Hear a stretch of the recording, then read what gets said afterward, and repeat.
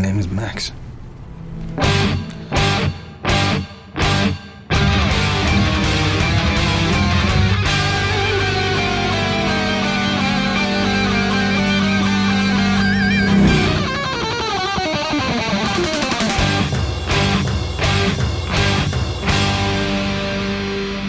Welcome to the Mad Max Minute, where proper introductions are long overdue in Mad Max Fury Road, 1 minute at a time. I'm Rick. And I'm Julia. And today we're talking about minute 109, which begins with Max preparing his phlebotomy kit, and it ends with Max telling Furiosa that his name isn't Fool. Happy Monday, Rick. Good morning, Julia. I realized something. Last Friday, when we hit minute 108, we had officially passed the threshold of the longest time we had ever spent with a single Mad Max movie. All right. Thunderdome was holding the trophy until Fury Road came along and blew it out of the water, going straight from 107 to 120. Oh, for sure. If this was last season, we would literally be done by now. What was that for? A movie feels really long when you analyze it this way. Yeah. Well, remember when we had Norman and Cassandra on? Their movies are a lot longer than 120 minutes. They're in the 200 range. Can you imagine doing another 80, 90 some odd episodes after this? I sure can't. No. But then again, I think I at one point joked about doing the 3-hour cut of Waterworld, but I don't know if I'm bold enough to do that one on my own. Crazy enough. I would need a specified team to get together and Ocean's 11 that stuff. But anyway, this is the first time we've had a week with just the two of us in a while, and usually when that happens, I go back and listen to back episodes of the You Are Awaited podcast. I had 5 of those to catch up on. And so today I mainlined 5 episodes in a row of Yuri and Travis talking about Mad Max Fury Road 4 minutes at a time. And let me tell you, that was a lot. Did you learn anything new? Well, I didn't take notes this time around because, as I mentioned, 5 episodes. But I did kick myself when Max pulled the harpoon dart thing out of his hand. That was the second time that a foreign body had been removed from a human appendage via a car door. Ah, yes. I didn't even think of Pig Killer the first time we watched it. Missed that parallel. One instance was a big ol' harpoon thing getting pulled out of a leg. The other one was a small dart getting popped out of a hand. I could see how we wouldn't think of it. The parallel with that I do like, something that those two instances do have in common, is the cleverness. With Pig Killer, it was the count to 3 and he went on 1. The element of surprise that made the door thing more effective. And also opening the door to pull it out of his leg. Yeah. Cleverness there. And then here, Max smacking his hand against the door to do most of the work of pushing the bolt back through. Mm-hmm. Also, clever use of door. Another thing that I'm really kicking myself for not noticing sooner, and I think what happened in this instance is that we got caught up on other stuff. When Furiosa says, "Remember me," what is the one thing that Toe Cutter was always saying back in the first movie? Remember me when you look at the Knight Rider? Remember the Knight Rider. Yeah, remember the Knight Rider. Sorry, I butchered that. The more that we dig into this movie, the more little parallels like that we find. And I think it's 2 things. One, that's what George Miller set it up like. He had lots of leftover ideas, things he wanted to do, things he wanted to communicate, that he'd been gathering over the course of 20, 30 years that he threw in this movie. And also, we are looking really, really hard for parallels. So even ones that aren't there on purpose, we catch and we see because we're looking. I think that's called grasping at straws.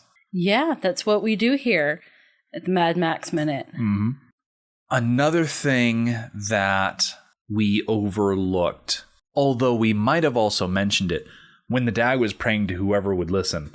Yuri and Travis pointed out that the only deity that they'd ever known was Immortan Joe, who set him up as a god king. And so it was probably not so much that they had books of religious learning in the harem. It's just that the DAG didn't know any other deities to pray to, which is why she was talking about anyone that would listen.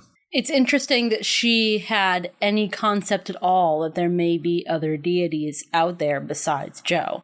If she was raised with this religion, this cult of the V8, she very well could have been raised with the idea that there is nothing else. Nobody else believes anything else. And since this is not an interconnected world like we have, we, with our internet and podcasts, get to hear lots of different ideas. And we get to know about lots of different deities and systems of worship. They do not have that in this world. So I'm surprised that she was able to think outside the box. I think that may say something to the nature of humanity. We want to believe in a higher power. We want to believe in a creator. We want to believe in something more than just us. It's a bit of human nature to go, okay, what's out there beyond me and my little world? So she just assumed there's got to be something more. So I'm going to pray to it. And suddenly all I can think of is that one song from Muppet Treasure Island, how there's got to be something better than this. There's got to be something out there to see, because she knows this life she's living can't be her destiny. It always comes back to Muppet Treasure Island, doesn't it? It really does. It's hard not to. But anyway, getting into the minute proper, minute 109, begins with Max pulling the rubber tubing and the needle from his jacket and harness thing, and he hands all of this to the DAG. He is getting ready to solve the problem of Furiosa's exsanguination. He does a good job, I think, of making us think he knows what he's doing. Well, that's the secret. If everybody thinks that you know what you're doing, chances are they'll let you keep doing it. Yeah, chances are you get to stick needles in people's arms. I don't want to talk about any specifics, but I did see a couple of headlines lately of people going to third world countries and behaving like doctors, doing operations and things like that because they were here in this country and they believed that they could do it, and it ended up killing people. Yeah. I'm not saying this is that exact situation, but we are dealing with a blood transfusion, which is fairly delicate work. It is. And I think Max does a good job conveying that he's not just stabbing it into her arm. There's a process. He has scooped up the DAG as an assistant. Mm-hmm. Here, hold this, hand me the needle, hold this up. It's really well done make-believe. That does not excuse the fact that it just doesn't work this way. Now, I actually got held up a little bit on the rubber tubing itself. Now, he has had this rubber tubing wrapped up on his harness thing that he's wearing over his jacket for a while now. And I, for the longest time, thought that that was the rubber tubing from the chain at the beginning of the movie. But it's not. You know what? That makes a lot of sense to me, because I saw a picture of an extra Imperator, and he had the exact same tubing thing on his shoulder. Mm-hmm. So I think it's part of the uniform. The harness that he's been wearing it since minute 75 when he got back from the Peacemaker. If you roll back from minute 75 to minute 71, right around 17 seconds, it's that shot where the flare is being held in front of the bullet farmer from the Bullet Farm's face, and right behind him is an Imperator wearing the same harness that Max has been wearing since minute 75, and he's got the tubing wrapped up in that same exact spot. He pulled this harness right off of the Imperator. So the picture of the extra I saw, I was doing some research for Wednesday and Friday's minutes, and I was doing a little bit of light digging on the War Pups. and I came across a stuntman and an extra. He played background Imperators. His name is Greg Van Borsum. Mm-hmm. And there's a picture of him.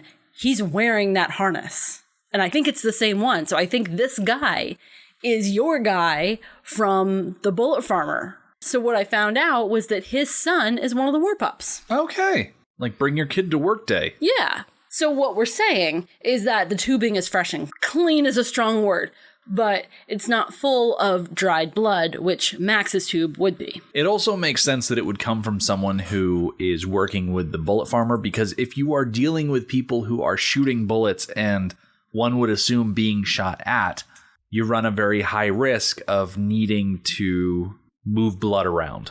So this Imperator from the Peacemaker, do you think he is trained to do transfusions? About as trained as anybody could be in this situation. I'm talking about old books, maybe. I wouldn't say he has any clinical training.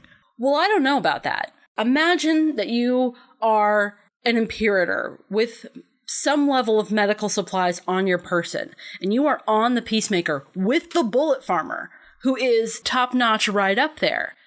I suspect that he is there with medical supplies specifically for the Bullet Farmer, to make sure that he can care for the Bullet Farmer. And also that he has the training at the expense of expendable war boys to actually do successful blood transfusions on the move. I'm saying that he was trained on live subjects, whether or not he was successful. That's kind of what I was getting at, with a trained about as much as anybody can be in a wasteland. Most of it's practice, I would think. The institution where I work has a phlebotomy program. Like, they have a lot of ways to teach people how to draw blood. I am very much convinced of your method of training, more so than anything that you'd get in a modern training situation. The hands-on approach that you're suggesting, much more viable. Yeah, human test subjects. Noticing that this tubing is not Max's tubing put me on a bit of a hunt for that original tube. Where did it go? So I went all the way back to the fight with Furiosa, because when Max gets his chain clipped, the tube stays with Nux. Nux doesn't fish it out or anything like that.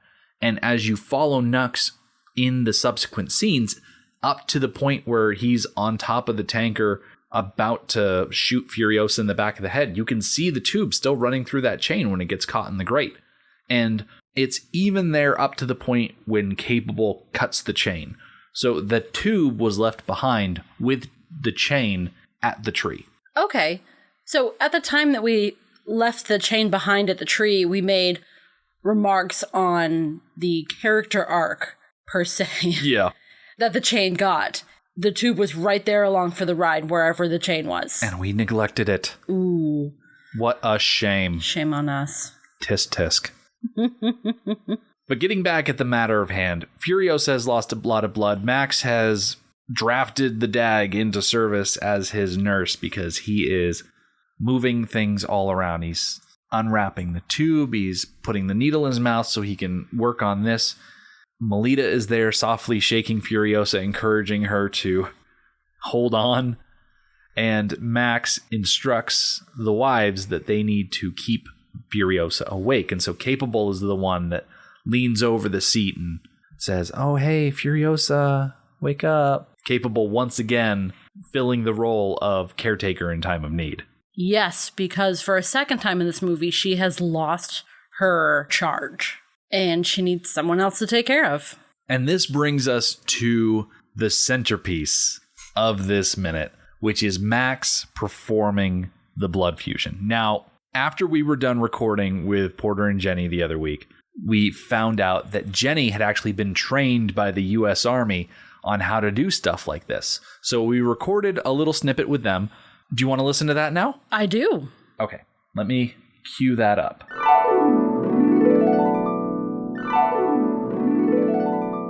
Okay, so we just finished recording, what was it, week 35, and we still got Jenny and Porter here. So we're here watching minute 109. Okay, this is something that really just pissed me off. So in my early life, I was a medic in the Army. So not only am I trained to do IVs, but I'm trained to do IVs in the field in this exact kind of scenario. And in my training, we had to learn how to give IVs in the dark, learn how to give IVs in the back of a moving car, et cetera, et cetera, et cetera. And, I understand that you can't follow universal precautions like gloves and like that. That's all out the window. I'm sorry, I swear, but I'm mad. Okay, but here is the thing that ticks me off. At no point did he look for a vein. Nothing. He didn't even feel it. He didn't probe it. Nothing. The best medic in the world, the best doctor in the world can't just pop a needle in your arm and just be like, yep, got it. If that happened and he didn't check it, all that means is her arm would balloon up because the blood would just be floating around in her arm because it is not going in a vein. None of that is going in a vein. Well, you missed it. He nailed his own arm on the first try. Which is slightly easier to do because you do get to know where your veins are. I know this because I used to snag supplies from my emergency room that I used to work at, and I would get IVs and saline solution and all the other jazz, and then I would get really drunk, and then I would give myself an IV so that I could duct tape the saline to the wall, and then I wouldn't be hungover in the morning, and it was the greatest trick. So I knew how to find the veins in my hand completely smashed. So the idea that Max knows where his veins are, fine, I accept that. But you don't blind dart stick someone in the arm and be like, nailed it, got it. That's not how transfusions work. Look at him, he just goes in. There's no vein. You don't see vein. It's not how any of this works. That's not how any of this works. Do they have magic vein finding needles in the future? Is that what's happening? Because if that's happening, great. Also, there's no catheter, so that needle is just coated in a tube of some sort, which would mean that the needle wouldn't be able to puncture the skin if it's got the tubing around. I went on like this for a really long time, but that's what I have to say about this transfusion. It would not work. This is not how transfusions work. I do not understand how this works. That is my rant on transfusions on the road. Thanks, Jenny. You're very welcome. Now back to our regularly scheduled program.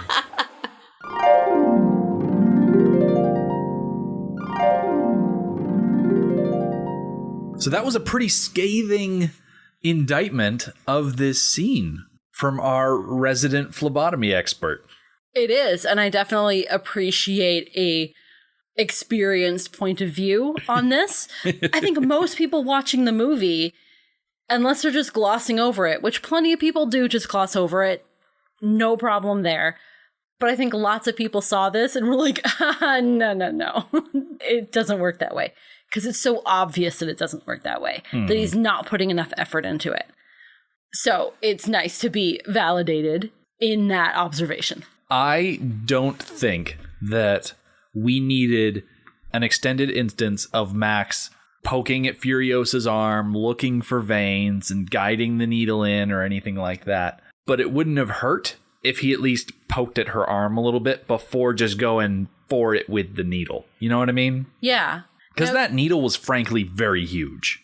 It was. And every time I get blood drawn, they do the rubber tourniquet thing on your mid-upper arm that hurts like hell. I think it's to get the vein to be more obvious, to be bigger. Yeah. So that they can see it and work with it. I think he could have at least put a tourniquet on her arm. Wrap something around it. Yeah. Now, I did a little bit of reading about blood transfusions. Now, fun facts. Piercing a blood vessel with the intent of drawing out the blood is called a venipuncture. Also, in the U.S., a phlebotomist can become nationally certified through many different organizations, and to qualify to sit for an examination, candidates must complete a full phlebotomy course and provide documentation of clinical or laboratory experience. In Australia, there are a number of courses in phlebotomy offered by educational institutions, but training is typically provided on the job. The minimum primary qualification for phlebotomists in Australia is a Certificate 3 in pathology collection from an approved educational institution. That reminds me of the TV show ER. Okay. From way back in the day. There was I don't think she was an intern. I think she was like a brand new, fresh resident in the ER who, it had been so long since she'd done phlebotomy, and she was so inexperienced at it that she didn't have the confidence to just do it. So the head nurse, the one who was there the whole time, nurse, can't remember her name, gosh, with the brown curly hair. Anywho, so the nurse kept swooping in and doing the IVs for the doctor, and the doctor was getting the credit for them. And so the nurse had to like have a conversation with the doctor, like, no, you have to do this. You can't just coast along and expect the nurses to always do your IVs for you. You have to be able to do this. Practice and experience.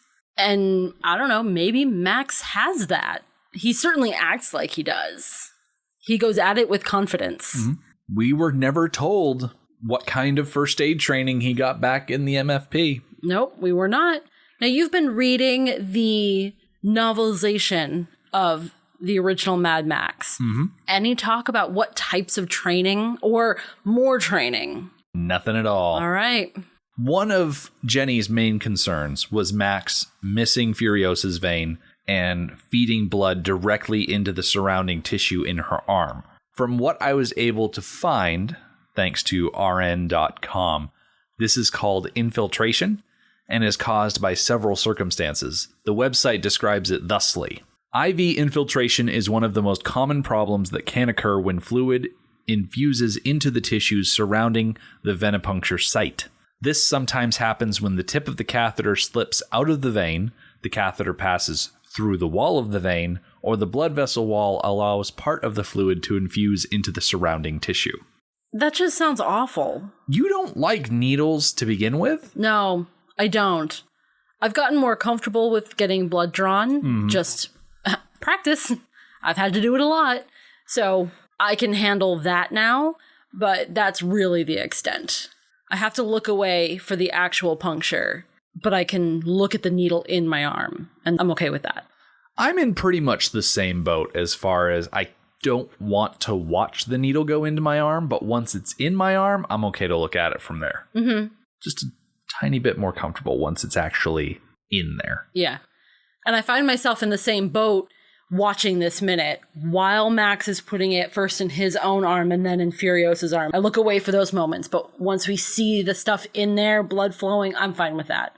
You know what's really bothersome about this minute? How big the needles are. Oh, they're ginormous. They are massive.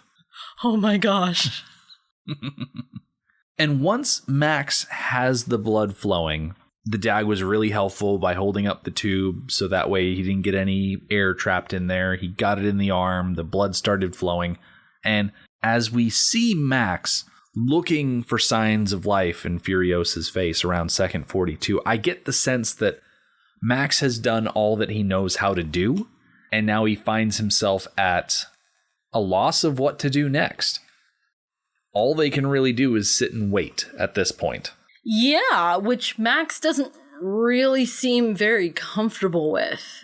He's a man of action. And it's not that he can't sit and wait and let something happen. It's just that he's been go, go, go for quite some time. So to stop now is kind of a letdown. Yeah. He wants to keep working. And what he does next, I guess you could say we expected him to do this a bit sooner, but really based on his track record, I wouldn't say that he necessarily goes around introducing himself all that much. But he looks down at Furiosa and he says, "Max, my name is Max." What do you think of that? I think that he is afraid of her dying and is trying to complete their relationship before she does. That if she died without knowing his name, their partnership would be incomplete. It would be unfinished. So he has done everything he can for her. The likelihood of her dying is still, I think, incredibly high. Honestly, I don't think she should have survived this movie with her injuries and the state that she's in right now. Yeah. So Max is tying up this loose end. that they have had for quite some time. I think I've said it before. There's a lot of power in a name. And so after fixing the collapsed lung situation and giving her blood, there's nothing else he can do but invoke those fairy princess powers. Let her know his name. See if that helps any. And in the last several frames of this minute, we get a quick shot of Furiosa just lying there with her eyes closed. I'm not going to talk more about that because that's how we're going to open up Wednesday's Minute. So be sure to come back for that, as well as another fade to black. We get to see the Gigahorse return to the Citadel, and the elevator operators are going to get squirrely. The Mad Max Minute podcast is a fan project by Rick and Julia Ingham. The Mad Max franchise was created by George Miller and Byron Kennedy, is presented by Kennedy Miller Mitchell Productions, and distributed by Warner Brothers. Mad Max Minute is produced and edited by Rick Ingham. Our opening music is Verdi's Dies Irae by Daniel Bautista of danielbautista.com. Our home on the internet is madmaxminute.com. You can follow us on Twitter at madmaxminute, like us on Facebook by searching for Mad Max Minute, and join our Facebook listener group, Mad Max Minute Beyond Microphone. If you'd like to support the podcast, visit madmaxminute.com, where you can see what's in our TeePublic store, join our Patreon, or even donate to the show to help us keep the tanks full. Thank you for joining us for Minute 109 of Fury Road. We'll see you next time.